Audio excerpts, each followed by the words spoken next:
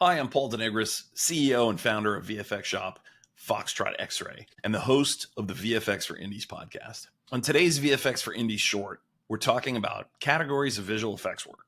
There are lots of misconceptions out there about VFX. One of the biggest is that VFX equals CGI and vice versa. This is totally incorrect.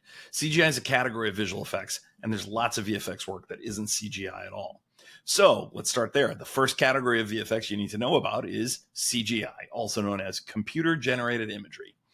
CGI involves creating 3D models, environments, and characters entirely within a computer. This category is incredibly versatile, allowing for the creation of anything from realistic dinosaurs in Jurassic Park to the fantastical worlds of Avatar.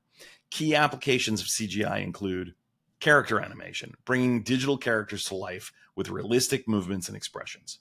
Environmental effects, creating expansive landscapes, cityscapes, and otherworldly environments. Vehicles and machinery, designing and animating complex mechanical objects like spaceships and robots. The next category of VFX you need to know about is compositing.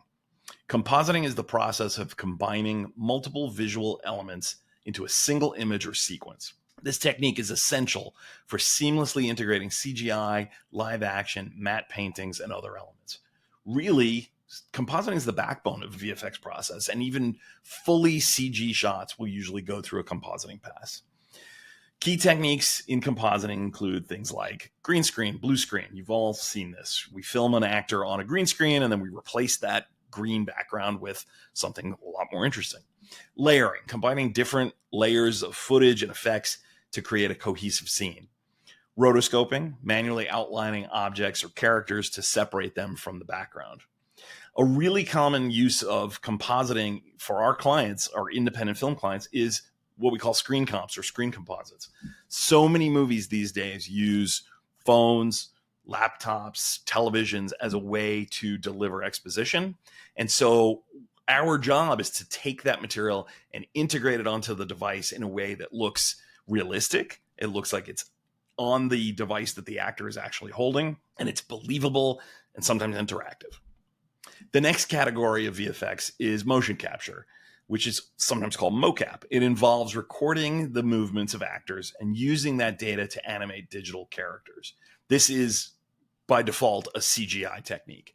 It's renowned for its ability to capture subtle, realistic movements, making it ideal for bringing digital characters like Gollum or the Hulk to life. Key applications include character animation, enhancing the realism of digital characters by using real human movements. Facial capture, recording facial expressions to animate digital faces with high accuracy.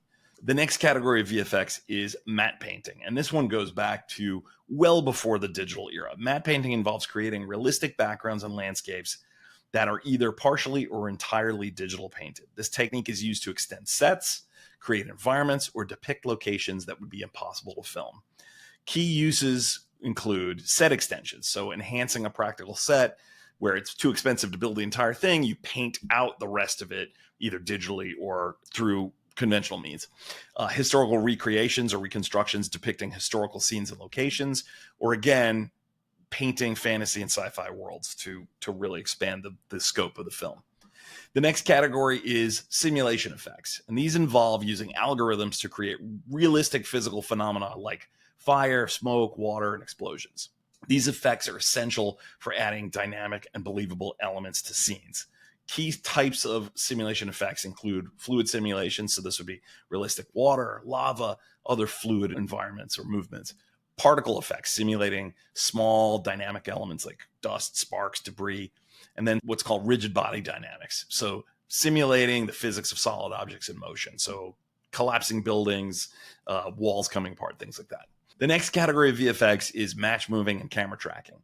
This is the process of tracking the movement of a live action camera so that CGI elements can accurately be integrated into the footage. This technique ensures that digital elements stay in sync with the live action scene. Some applications would be object tracking, tracking the movement of objects within a scene. So, you have a set safe prop and you want to replace it with a sharp sword, something like that. Camera tracking, reconstructing the movement of the camera to match CGI elements with live action footage. The next category is virtual production, which is where we can combine live action footage with real-time CGI elements using techniques like LED wall technology and real-time rendering. This approach allows filmmakers to see and interact with CG environments and characters during filming, enhancing creativity and efficiency. Key components of this are going to include the LED wall technology, like these large LED volumes. In fact, the most famous one is what ILM calls the volume that they pioneered for their work on The Mandalorian. And usually the volume is going to be fed by a real-time rendering engine like Unreal Engine so that we can actually see the effects happen in real time. The next category of VFX is practical effects integration. So primarily these days, VFX is digital, but very often we're still dealing with miniatures, puppets, animatronics, and a combination of practical and digital techniques can really enhance realism and achieve unique results. Key integration methods include using scale models to create realistic environments or objects, combining robotics with digital effects for lifelike creatures, or enhancing live action stunts with digital enhancements. The next category of VFX, and one that's very invisible, is digital makeup, also known as digital beauty. It involves enhancing or altering the appearance of actors in post-production. We're all familiar with de-aging techniques. We've seen them in a lot of movies, but this can also involve just removing blemishes, smoothing skin, adding makeup effects that were not applied during shooting.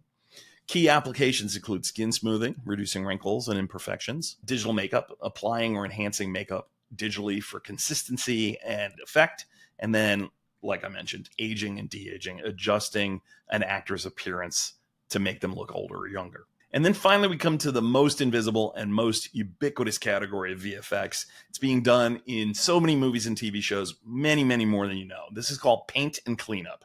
And it involves removing unwanted elements from footage and ensuring that the final image is as clean and as polished as you could possibly want.